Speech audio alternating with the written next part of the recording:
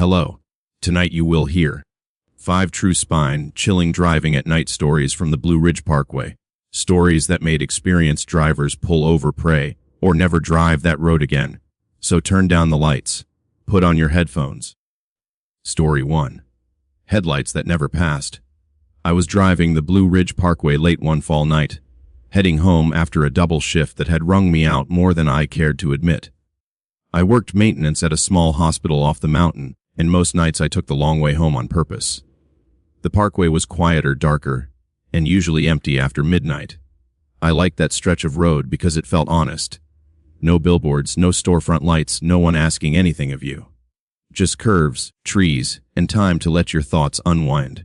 That night, the leaves were already down, slick and dark along the shoulders. The air had that sharp edge it only gets right before winter really sets in. I remember rolling the window down a crack just to feel something cold on my face, something that wasn't recycled hospital air. The radio was off. I'd driven that road enough times to know every pull-off, every overlook, every long curve where the trees opened just enough to show you how steep the drop really was. Somewhere past mile marker 312, the fog started to roll in. It wasn't sudden at first, just thin wisps sliding between the trees, pooling low in the hollows. I slowed instinctively, hands tightening on the wheel, eyes adjusting to the way my headlights cut into the gray. Fog up there has a way of sneaking up on you, especially in the fall, when the warm ground meets colder air. I'd driven through worse, so I didn't think much of it. Then it thickened. Within a mile, the world beyond my headlights disappeared completely. The fog swallowed sound, too. Even the low hum of my tires felt muted, like I was driving through cotton. The road ahead existed only as far as my beams could reach, the yellow lines appearing and vanishing in slow rhythm beneath me. Trees loomed and retreated, their shapes bending and shifting at the edges of my vision. That was when I noticed the headlights behind me. At first, it was just a faint glow in my rearview mirror, distant and steady. 2 pale points, low to the ground, spaced like any other car. My initial reaction was relief. Another driver meant I wasn't the only one stupid enough to be out there in weather like that. It anchored me somehow, knowing someone else was sharing the road. I kept my speed steady, just under the limit, careful not to rush the curves. The lights stayed where they were, far enough back not to crowd me, close enough to be visible through the fog. They didn't bounce or sway, didn't flare or dim. Just there, mile after mile passed like that. Normally, on the Parkway, you pass or you get passed. Especially late at night, people either want to get home fast or they're cruising slow, sightseeing even in the dark. But these headlights did neither. They never gained on me, never fell back. When I eased off the gas for a tighter curve, they eased too. When I picked up a little speed on a straightaway, they matched it exactly. I checked my speedometer, then the mirror again. The distance was identical. I told myself it was coincidence. Fog messes with depth perception. Maybe the driver behind me was just cautious, same as I was. Still, something about it nagged at me. There was no variation. No momentary flare of brights, no drift toward one side of the lane. Just perfect alignment, like we were locked together. The fog grew denser, clinging to the road like it didn't want to let go. My headlights reflected back at me, turning the air white and blinding if I looked too hard. I focused on the lines, on breathing slow, on not letting my thoughts spiral. After what felt like too long, I reached one of the overlooks. I knew it by heart, a small gravel turnoff with a low stone wall and a view that stretched for miles on clear days. On impulse, I decided to pull over, let the other car pass, break the strange rhythm that had settled in. I slowed, tapping my brakes lightly. In the mirror, the headlights slowed too. I signaled right and eased toward the turnoff, heart starting to thump harder than it should have. As my tires crunched onto the gravel, I glanced back. The headlights were gone, not fading, not turning away, just gone. 1 second there, the next nothing but fog. No engine noise, no rush of air from a passing car. Just silence and that thick, swallowing gray. I sat there for a moment, foot on the brake, staring into the emptiness behind me. My ears strained for sound, anything to tell me I wasn't alone, but there was nothing. Even the wind had died. The fog pressed close, beating on my windshield, blurring the edges of the world. A chill crept up my spine that had nothing to do with the temperature. After a few seconds, I laughed under my breath, shaky and forced. You're tired? I told myself. That's all. I'd been awake too long, working too hard. My mind was filling in gaps that didn't need filling. I put the car back in gear and pulled onto the road. The headlights reappeared behind me instantly, right where they'd been before. I sucked in a sharp breath, hands clenching so tight my knuckles ached. The mirror didn't lie. 2 steady points of light, unchanged by my stop, unchanged by my fear. I didn't try to pull over again.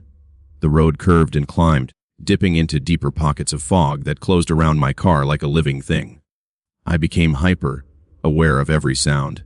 The faint rattle of something loose in my trunk, the whisper of tires on damp pavement, my own breathing too loud in the quiet. I tried the radio just to break the tension, but all I got was static. Even that sounded wrong, thin and distant, like it was coming from far away. Minutes stretched, or maybe hours. Time didn't behave the way it should have up there. At one point, I slowed almost to a crawl, barely touching the accelerator. The headlights stayed glued to me. I sped up, heart hammering, pushing past what felt safe for the conditions. The road blurred, curves coming faster, trees flashing past in dark streaks. The lights behind me surged forward just enough to maintain their distance, unwavering. That was when panic really set in. I tried to think logically.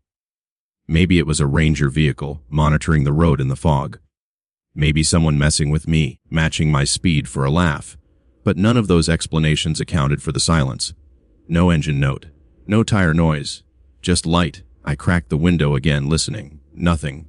No other car made that little noise, a hum, a rush, something. Especially not in fog this thick. The Parkway felt different then, narrower, longer. Like it was stretching out, refusing to let me reach the end. Familiar mile markers slipped past, but they didn't bring comfort. If anything, they made it worse. I knew how long it should take to reach the lower elevations where the fog usually thinned. I should have been there already. The headlights never wavered.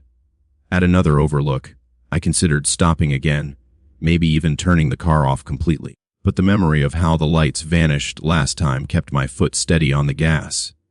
I didn't want to give whatever was behind me the chance to change the rules again. I started talking out loud, narrating what I was doing, grounding myself in sound. I said my own name. I named landmarks as I passed them. It felt ridiculous, but it helped keep me anchored. Then, just as suddenly as the fog had rolled in, it began to thin. The gray lightened, edges softening, trees regaining shape and distance. The road ahead opened up, and for the first time in what felt like forever, I could see more than a few car lengths in front of me. My shoulders sagged with relief so intense it almost hurt. I glanced in the mirror. The headlights were still there, brighter now, clearer without the fog to dull them. But still no car, just light, floating where a vehicle should have been. I don't know why that was worse than before.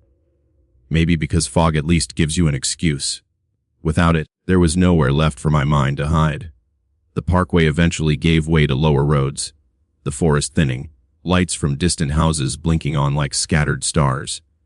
As soon as I passed the end marker and merged onto the state road, the headlights disappeared. This time I felt it, like a pressure lifting from my chest. I drove the rest of the way home on autopilot, every nerve still buzzing. When I pulled into my driveway, I sat in the car for a long time, engine running, scanning the road behind me. Nothing followed. Nothing moved. I slept poorly that night, waking at every sound, dreaming of light in the dark that refused to pass. The next morning, I mentioned it casually to a coworker, laughing it off like a weird night drive story. He frowned and told me there hadn't been any other cars logged on the Parkway overnight. No ranger patrols. No maintenance crews. With the fog advisory, most people had stayed off the mountain entirely. That should have reassured me. It didn't. I still drive the Parkway sometimes, but never that late and never in the fog. When I see headlights behind me now, I let them pass at the first chance, no matter how safe it feels to keep them there. And sometimes, in my rearview mirror, when the road is empty and the night is thick, I swear I see a familiar glow far back in the distance, steady and patient, waiting for me to slow down again. Story 20. The man standing at mile 299. I've driven those mountain roads most of my life, long enough that the curves feel memorized into my hands. Appalachia teaches you how to drive at night early on. You learn where the asphalt drops away without guardrails, where the fog settles thickest, where the trees lean in so close it feels like you're tunneling through something alive. I used to say I liked driving alone at night. Truth was, it felt safer than stopping. The road, at least, had rules. That night I was coming back from a late shift, one of those stretches where the hours blur together, and your body moves on habit more than thought. It was early fall, the air cooling fast once the sun dropped behind the ridge. Fog had already started pooling in the low spots by the time I hit the mountain road, a pale sheet sliding across the pavement in long, lazy breaths. I rolled my window down a crack, letting the damp air in, and turned the radio low like I always did, not for the music, really, just to break the silence. Out there, silence isn't empty. It's crowded. When the world goes quiet in those hills, it feels like something stepped closer. The radio scanned lazily, catching bits of distant stations that faded as quickly as they appeared. A preacher's voice dissolved into static. A country song lost its melody halfway through a chorus. I didn't bother adjusting it. The sound of static mixed with tires on asphalt was familiar, grounding. Mile marker signs slid past on my right, reflective numbers flashing briefly in my headlights before disappearing behind me. I barely registered them. I'd driven that stretch so many times I could have told you what came next with my eyes closed. The fog thickened as I climbed higher.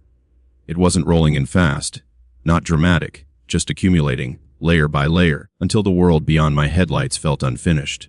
Trees emerged and vanished in gray fragments. The radio crackled louder, stations dissolving completely until all that remained was static. I reached to turn it down, then stopped. Something about the sound had changed. It wasn't just noise anymore. There was a rhythm to it, a low rise and fall that reminded me uncomfortably of breathing. I told myself that was stupid. Static does that sometimes. Interference, terrain, weather. I kept driving. Then a voice cut through. Not loud, not urgent. Just clear enough to be unmistakably human. Mile marker 48. My foot eased off the gas without me thinking about it. The voice was calm, measured, like someone reading from a list. I glanced at the radio, then back at the road. The fog thinned just enough for my headlights to catch the reflective green sign ahead. I passed it, heart giving a small, stupid thump.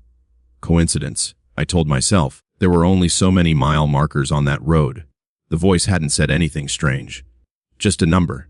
The static swelled again, swallowing the silence between thoughts. Mile marker 47. I swallowed. The road curved left, exactly where I knew it would, and there it was, 47, glowing dully as I rolled past. My fingers tightened on the steering wheel. I turned the radio knob, expecting resistance, static something. The dial moved easily, but the voice didn't fade. It stayed right where it was, riding the noise. Mile marker 46. This one came sooner than I expected. I felt a prickle run up the back of my neck as the sign appeared almost immediately after the voice finished speaking. The timing was too clean, too deliberate. I told myself it was some kind of traffic advisory, maybe a ranger broadcast gone wrong. But the voice wasn't giving warnings. It wasn't asking drivers to slow down. It was just counting. Descending, steady as a heartbeat. I considered pulling over then. The thought bloomed fully formed, sharp and insistent. Get off the road. Break the pattern. But the shoulder narrowed there, dropping off into trees and darkness, and the fog had grown thick enough that stopping felt like inviting something to come find me. Mile marker 45. The static deepened around the voice, low and heavy, like it was being pressed through something dense. The air in the car felt colder. I checked the heater, still on, still working. My breath fogged faintly in front of me. The road straightened briefly, and I saw the sign before the voice finished saying the number. That shouldn't have been possible. My chest tightened, a slow, squeezing pressure that made it hard to breathe all the way in. Mile marker 44. I couldn't take it anymore. I eased onto the brakes and pulled onto a small gravel turnout I knew well, a place hunters use during deer season. The tires crunched softly as I stopped. The engine idled, loud in the fog, choked quiet. The voice didn't pause. It didn't react. Mile marker 43. I stared straight ahead, hands locked on the wheel, waiting for something, anything, to happen. The fog pressed close to the windows, blurring the edges of the world. I turned the radio off. The static cut out instantly. The voice did not. Mile marker 42. It was quieter now. Muffled, like it was coming from farther away or closer. I froze, every muscle locked tight. The sound wasn't coming from the speakers anymore. It was coming from somewhere else, outside. I held my breath listening. The engine hummed, a small, fragile noise in the vast quiet. The voice continued, unhurried, mile marker 41. It sounded wrong out there, flattened by fog and distance. Not echoing, not carried by wind, just present, like it had always been part of the night, and I was only now noticing it. I reached for the radio again, yanking the power cord from the dash with shaking fingers. The click was sharp, final, mile marker 40. The sound slid along the side of the car, not touching it, not circling, just existing somewhere beyond the glass. I felt watched in a way that had nothing to do with eyes. Like the road itself had turned its attention inward. I didn't wait for the next number. I slammed the car into drive and pulled back onto the road, gravel spraying behind me. The fog swallowed the turnout immediately, erasing any sign I'd ever stopped there. I drove faster than I should have, heart hammering so hard it hurt, eyes straining for the next curve, the next sign, anything familiar. The voice didn't speak again. Not right away. The radio stayed dead. No static. No hum. Just silence and the sound of my tires cutting through damp pavement. I passed mile marker 39 without hearing it announced. Then 38. Each one made my stomach twist tighter, waiting for the voice to come back. It didn't. By the time I reached the lower stretch of road where the fog thinned and the trees pulled back, my hands ached from gripping the wheel. I didn't slow down until the lights of town came into view, dull and yellow through the haze. Even then, I kept driving straight past my turn, needing distance from that ridge. I didn't sleep much that night. Every time I closed my eyes, I heard the cadence again, calm and deliberate, counting down something I didn't understand. In the morning, I checked the radio. It worked fine. Picked up stations like nothing had happened. I drove that road again a week later, in daylight, telling myself I needed to face it. The mile markers stood where they always had. The turnout was empty, quiet, normal. I turned the radio on out of habit. Nothing but music and ads. I never heard that station again. But sometimes, late at night, when the fog settles just right and the world goes still, I swear I can hear a voice beneath the hum of tires on asphalt, counting down numbers I haven't reached yet, waiting patiently for me to stop again. Story 3.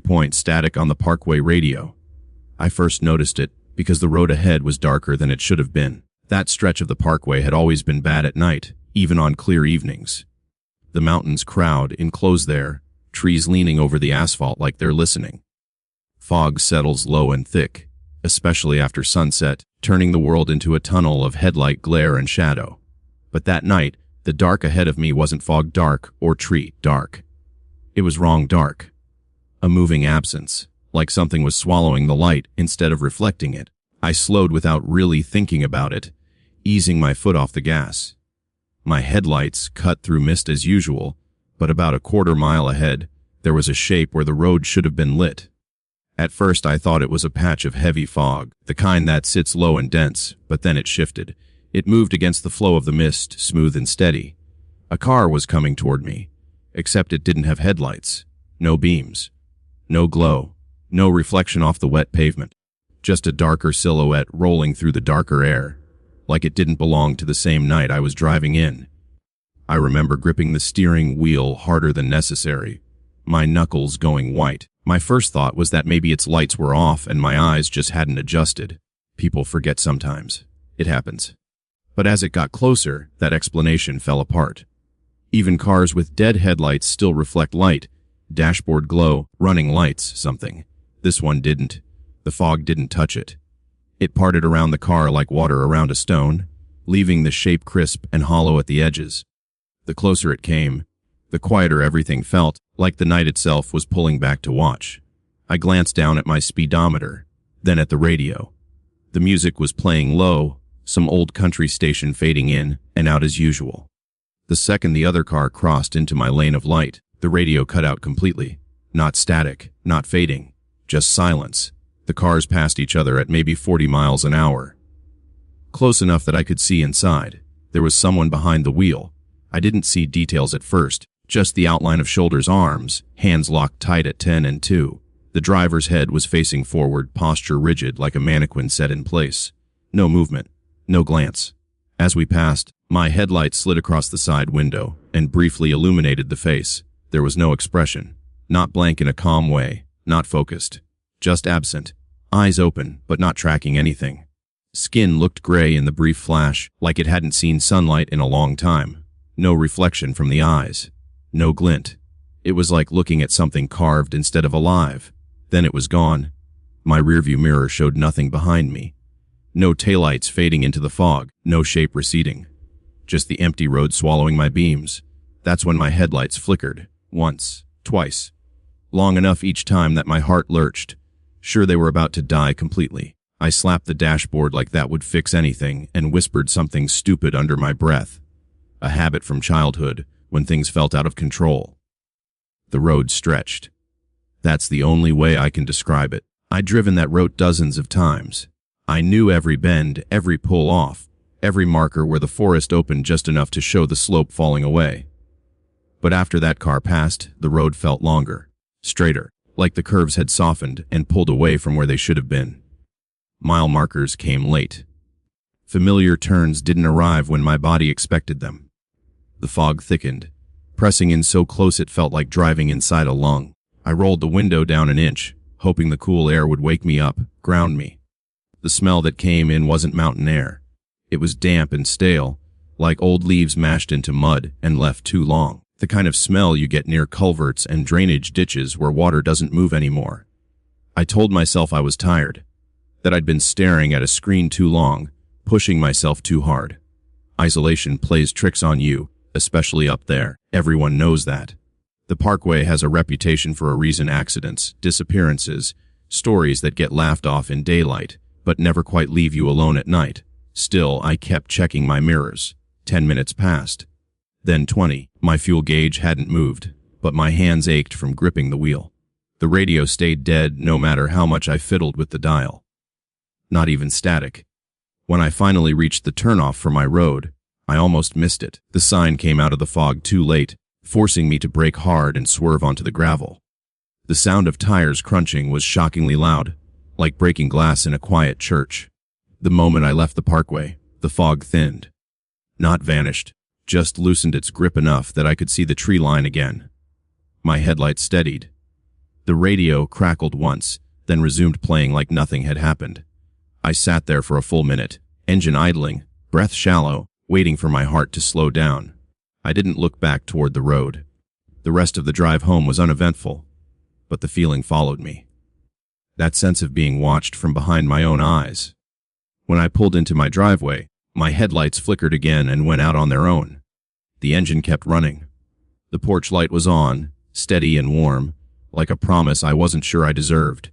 I didn't tell anyone about it. Not at first. I live alone in a small house tucked against the edge of the forest, far enough from town that the nights are properly dark. The kind of dark where you notice when stars disappear behind cloud cover, where the woods make their own quiet sounds that you learn to distinguish or go crazy trying. That night, I barely slept. Every time I closed my eyes, I saw that face, not threatening, not angry, just empty, like something wearing the idea of a person without understanding how it was supposed to work. The next morning, I checked my car. Lights worked fine, battery strong, radio normal. No sign anything had gone wrong. A few days later, I mentioned it casually to a coworker during a video call. Laughed it off. Said I must have imagined it. He didn't laugh. Where exactly was this? He asked. I told him the mile marker, the general stretch of the Parkway. His face tightened slightly, like he'd bitten into something sour. People don't like driving that section at night, he said. Too many wrecks. Fog comes in wrong there. Wrong how? I asked. He shrugged. Just wrong. That should have been enough to let it go, but the more I tried not to think about it, the more it crept back in. Every time dusk fell and the sky dimmed to that same bruised purple, my chest tightened. I found excuses to stay home after dark. Groceries could wait. Errands could be done earlier. A week later, I had no choice. A storm rolled in late, the kind that knocks power out without warning. I lost electricity just after sunset, the house plunging into silence broken only by rain ticking against the roof. My phone barely had service, and the battery was already low. I waited it out for a while, but when the temperature dropped and the house grew cold, I decided to drive into town and stay with a friend. I told myself I wouldn't take the Parkway. I told myself I'd go the long way around, even if it meant an extra hour. But as I pulled out of the driveway, branches swaying in the wind, my GPS rerouted automatically. The screen glowed weakly, insisting the Parkway was still the fastest route. I should have turned around. By the time I reached the entrance, the fog was already rolling in, thicker than before. The rain had softened it into something heavy and clinging. My headlights carved narrow tunnels through it, and the familiar dread settled into my gut. Half a mile in, the radio cut out, not abruptly this time. Slowly, like something turning a dial down, careful not to draw attention. The static stretched and warped until it thinned into nothing. That's when I saw the dark ahead, same shape, same absence of light. Only this time, it wasn't moving. The car sat in the middle of the road, facing me, completely dark. No hazard lights, no engine noise. Just a black shape swallowed by fog. I slowed to a crawl, heart hammering. Every instinct screamed at me to turn around, but the road behind me had already disappeared into white nothingness. I couldn't tell where the pavement ended. As I crept closer, my headlights brushed the hood of the stopped car. The paint didn't reflect, it drank the light in. The windshield was opaque, fogged from the inside. I honked. The sound felt wrong, muted and flat, like it had nowhere to go. Then the driver's door opened, slowly, deliberately. I didn't see the person step out. 1 second the space beside the car was empty. The next there was a shape standing there, facing me. Same posture, same stillness. Closer now. My headlights flickered violently, plunging the road into darkness between flashes. In those stuttering moments of light, I saw that the shape wasn't wearing shoes. Bare feet planted on wet asphalt, toes splayed slightly, unmoving. I didn't wait for anything else to happen. I threw the car into reverse and hit the gas. Gravel and asphalt screamed beneath my tires as I backed away blindly, praying I wouldn't slide off the road. The shape didn't move, didn't react. Just stood there, watching as I fled. When I finally turned around, my headlights steadied. The fog thinned. The road behind me was empty. I took the long way after that. Every time, I moved a month later, left that house, told myself it was for work, for sanity. I don't live near mountains anymore. I don't drive roads without streetlights. I don't take shortcuts at night. But sometimes when I'm driving late and a stretch of road ahead looks darker than it should, my radio will dip for just a second, just long enough to notice. And I'll remember that face, those unblinking eyes fixed on nothing. Some things don't need light to see. And once they notice you, they remember the way. Story 4. The car that drove without lights. I'd been driving since before sunrise, following a route that cut through the mountains instead of around them. It wasn't faster exactly, but it felt quieter, like the kind of road meant for people who didn't mind being alone with their thoughts for a while. The fog had rolled in sometime after dusk, not thick enough to be dangerous, just enough to blur the edges of the world. I remember thinking it made the headlights feel smaller, like they couldn't quite reach where they were supposed to. Still, I wasn't tired enough to stop, at least not until I saw the overlook. It came up sudden, a short gravel pull, off on the right with a low stone wall, and no sign explaining what you were supposed to be looking at. Just a break in the trees, and a suggestion of open space beyond. My legs were stiff, my eyes burned, and the road ahead disappeared into fog so dense it felt pointless to push on. I pulled in without thinking too hard about it, left the engine idling, headlights on. The gravel crunched under my tires, and then everything went quiet in a way that felt immediate and complete. Like sound had been shut off instead of fading away. I sat there for a moment with my hands still on the wheel, listening. The engine hummed steadily. The dashboard clock glowed a dull green. Outside the windshield, fog slid slowly past, curling and folding in on itself. No insects, no wind, no distant road noise, just that hum and my own breathing. The silence felt heavy, pressing inward instead of stretching out. That should have been my cue to stay put. Instead, I opened the door. The cold hit first.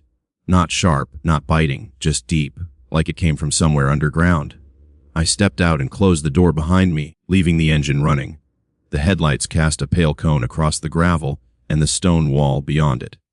Past the wall, the fog thickened, swallowing whatever view the overlook was meant to offer. I leaned on the stones, damp with moisture, and tried to listen past the silence. That's when I noticed how close the trees felt. They stood just beyond the wall, dark trunks rising straight up into the fog. Too close for a scenic overlook. Too close for comfort. I told myself it was an illusion, fog compressing distance, making everything feel tighter and nearer than it really was. Still, I stepped back from the wall and turned toward my car, suddenly eager to get back inside. The parking area wasn't there. Where my car should have been was nothing but fog and forest. No gravel, no road, just trees, their trunks spaced irregularly, roots twisting up through dark soil. For a second, my brain refused to accept it. I stood there, half-turned, waiting for the scene to correct itself, like when your eyes adjust after staring at a bright light. It didn't. The headlights were gone. The idling engine was gone. The overlook was gone. Panic hit fast and hard, a surge that made my vision narrow and my heart slam against my ribs. I spun in a full circle, searching for anything familiar. The stone wall was still there behind me, cold and solid under my hand. The fog pressed in from all sides, thick enough to swallow depth and direction. I called out, my voice sounding wrong in the air, swallowed almost as soon as it left my mouth. I took a few steps forward, then stopped. The ground wasn't gravel anymore. It was soft, uneven, littered with leaves and roots. I crouched and touched it, fingers coming away damp and dark. Forest floor. I told myself I'd wandered farther than I thought, that the fog was playing tricks on me.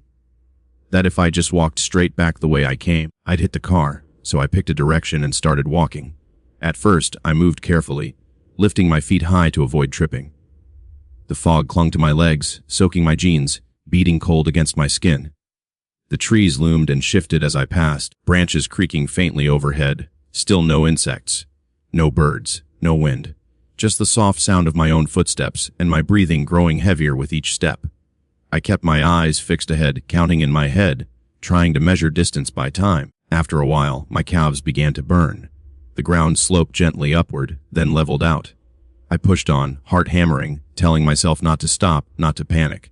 The fog never thinned. If anything, it grew thicker, pressing closer, muting even the sound of my own movement. I called out again, louder this time. The sound went nowhere. It felt like shouting into a pillow. That's when I noticed the smell. Not rot, not decay, just old earth and wet stone, like a cellar that's been sealed too long. It reminded me of places I'd been as a kid, root cellars, crawl spaces, abandoned sheds where the air never quite moved. The smell clung to my nose, settled in my throat. I slowed, suddenly aware of how far I'd gone. My legs burned now, thighs trembling with effort. I checked my watch. The glow of the dial seemed too bright in the fog. Less than a minute had passed. I laughed then, a sharp, breathless sound that startled me with how close it felt. Less than a minute. That wasn't possible. I'd been walking far longer than that. I told myself the watch was broken, or that stress had warped my sense of time. Still, a knot of dread tightened in my stomach. I stopped walking. The silence deepened. It wasn't just the absence of noise. It was the sense that something had noticed I'd stopped, that the space around me was waiting. I stood very still, listening as hard as I could. At first, there was nothing. Then, faintly, so faint I almost missed it, I heard a sound behind me. Not footsteps, not breathing, just the soft disturbance of leaves shifting, like something had moved its weight. I didn't turn around. Every instinct told me not to. I stared straight ahead into the fog, heart pounding, sweat cold on my back. The sound came again, closer this time, then stopped. The smell grew stronger. My hands curled into fists without me telling them to. I thought about running, about breaking into a sprint, and not stopping no matter what I heard behind me. I also thought about tripping, falling, feeling something close the distance while I was down. Before I could decide, a faint glow appeared ahead. At first, it was just a smudge of light in the fog, no shape to it. I blinked hard, afraid it would vanish. Instead, it grew brighter, resolving into something familiar. Headlights. My headlights. Relief hit me so hard my knees nearly gave out. I stumbled forward, half laughing, half sobbing, pushing through branches that scraped my arms and face. The forest thinned abruptly, giving way to gravel underfoot. The fog lifted just enough for me to see my car exactly where I'd left it, engine idling, lights on, dashboard clock glowing patiently. I stood there for a long moment, chest heaving, staring at it like it might disappear again if I moved too fast. When I finally reached out and touched the hood, it was warm under my hand. I got inside and slammed the door, locking it without thinking. The familiar hum of the engine filled the car, loud and comforting. I checked the clock. 2 minutes had passed since I'd pulled in. 2 minutes. My legs ached like I'd hiked for miles. My clothes were damp with fog and sweat. My hands shook so badly I had to grip the steering wheel to steady them. I didn't sit there to catch my breath. I didn't step back out to look around. I put the car in gear and pulled out, tires crunching over gravel, fog swallowing the overlook in the rearview mirror. As soon as I was back on the road, the world seemed to snap back into place. The trees spaced out again. The silence broke, replaced by the faint sound of wind and distant nightlife. My cell phone buzzed as signal returned, startling me so badly I nearly swerved. I didn't stop driving until I reached a town with lights and people and noise. I checked into a motel and didn't sleep much. Every time I closed my eyes, I smelled that damp, earthen air and felt the burn in my legs. In the morning, I convinced myself it had been a panic episode, stress, fatigue. The mountains playing tricks on someone not used to them anymore. On the drive home, curiosity got the better of me. I pulled up a map app and tried to find the overlook. I traced the road carefully, mile by mile. There were other pull-offs marked, scenic points, trailheads, but not that one. I zoomed in, then out. Nothing. When I searched the area by name, nothing came up. I told myself it was unmarked, that not everything makes it onto a map. Weeks passed. Then months. The memory dulled around the edges, but never quite faded. Sometimes, late at night, I'd wake with the sense of having walked a long way without knowing where I was going. My legs would ache for no reason. Once, driving home from work in a light fog, I caught a glimpse of stone out of the corner of my eye and had to pull over until the shaking stopped. I don't stop at overlooks anymore, marked or not. I don't step out of my car in fog unless I have to. And sometimes, when the world goes quiet in a way that feels too complete, I think about how easy it was to step away from the road. How close the trees really were. And I wonder how many people pulled into that place, stood at that wall, and walked a little farther than they meant to, never finding their headlights again.